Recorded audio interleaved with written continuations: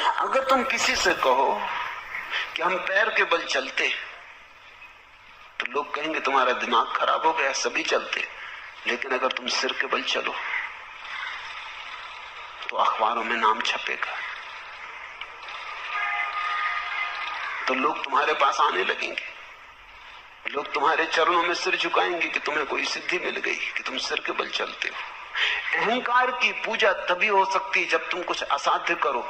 जैसे हिलरी चढ़ गया एवरेस्ट पर, तो सारी दुनिया में खबर हुई। अब तुम जाओ और पूना की छोटी मोटी पहाड़ी पे चढ़ के खड़े हो जाओ और झंडा लगाने लगो, तो तुम कहो कोई अखबार वाला भी नहीं आ रहा, कोई फोटोग्राफर भी नहीं आ रहा, मामला क्या है?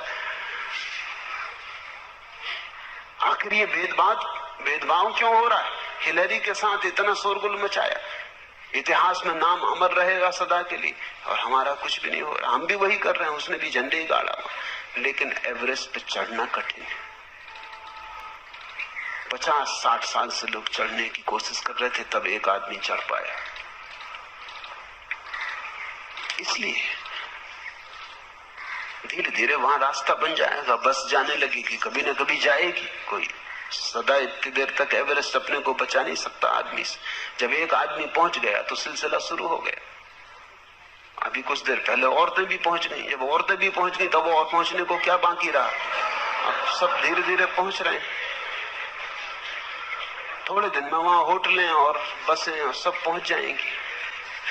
फिर जाकर तुम झंडा गाड़ना, जब बस वगैरह सब चलने लगे वहां, तुम कहोगे ये वही जगह है जहां हिलरी ने झंडा गाड़ा।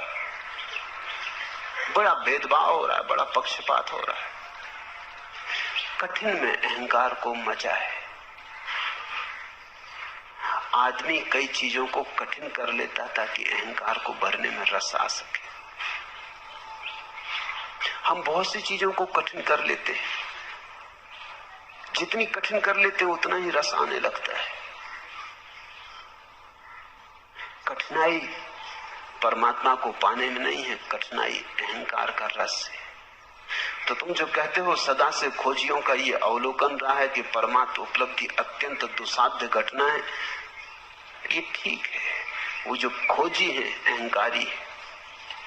और परमात्मा को खोजियों ने कब पाया? जब खोज छूट गई तब पाया।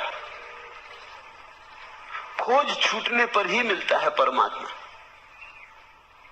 जब तुम कहीं भी नहीं जा रहे, सिर्फ बैठे हो विश्राम में, परम विराम में,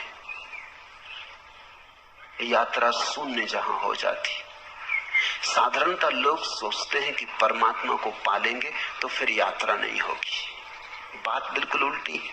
यात्रा अगर तुम अभी छोड़ दो तो अभी परमात्मा मिल जाए। लोग सोचते हैं मंजिल मिल जाएगी तो फिर हम विश्राम करेंगे। हालत उल्टी है, तुम विश्राम करो तो मंजिल मिल जाए।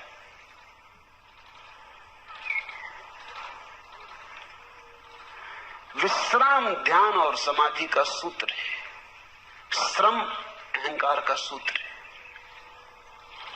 इसलिए तुम पाओगे कि जिस धर्म के भीतर श्रम की व्यवस्था है साधु के लिए, उतना ही अहंकारी साधु होगा। जैनियों का साधु जितना अहंकारी, उतना हिंदुओं का नहीं। क्योंकि जैन साधु कहेगा हिंदू साधु इसमें रखे क्या, कोई भी हो जाए। जैन साधु कठिन मामला है। एक बार भोजन, अनेक अनेक उपवास, सब तरह की कठिनाइयां। फिर जैनों में भी दिगंबर और श्वेतांबरों के साधु हैं। दिगंबर साधु कहते हैं श्वेतांबरों में क्या रखा, कपड़े पहने बैठे। साधु तो दिगंबर का है, इसलिए दिगंबर साधु में तुम जैसे अहंकार को चमकता हुआ पाओगे कहीं भी ना पाओगे। देह तो सूखी होगी, हड्डी हड्डी होगी, क्योंकि बहुत उपवास, नग्न रहना, धूप ताप सहना, लेकिन अहंकार बड़ा प्रज्वलित होगा। अकड़ उसकी वैसी जैसी हिलरी की। हिंदुस्तान में मुश्किल से 20 दिगंबर मुनि है। श्वेतांबर मुनि तो 5-7 हजार। हिंदुओं के तो सन्यासी 50 लाख। और अगर मेरी चले तो सारी दुनिया को सन्यासी कर दूं। इसलिए मेरे सन्यासी होने में तो अहंकार हो ही नहीं सकता। क्योंकि कोई मैं कह ही नहीं रहा हूं कि तुम ऐसा करो वैसा करो। ये बहुत ही सरल मामला है। तुम गेरुए कपड़े पहन लो, सन्यासी हो गए। सन्यास सरल हो तो अहंकार को मजा कहां। मेरे पास लोग आते हैं, वो कहते हैं कि सन्यास आप देते हैं तो इसके लिए कोई विशेष आयोजन करना चाहिए। विशेष आयोजन सन्यास के लिए? वो ठीक कहते हैं, क्योंकि ऐसा होता है। अगर जैन दीक्षा होती तो देखा कैसा बैंड बाजे घोड़ा इत्यादि बजता है और सब मजा आता है और लगता है कोई बड़ी घटना घट रही, कोई सिंहासन पर चढ़ाया जा रहा है। सन्यास भी सिंहासन जैसा हो गया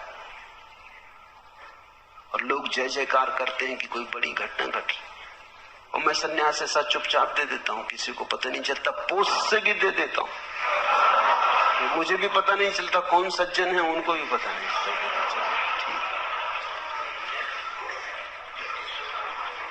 मेरे देखे सन्यास सरल होना चाहिए। मेरे देखे परमात्मा विश्राम में मिलता है, अहंकार में नहीं।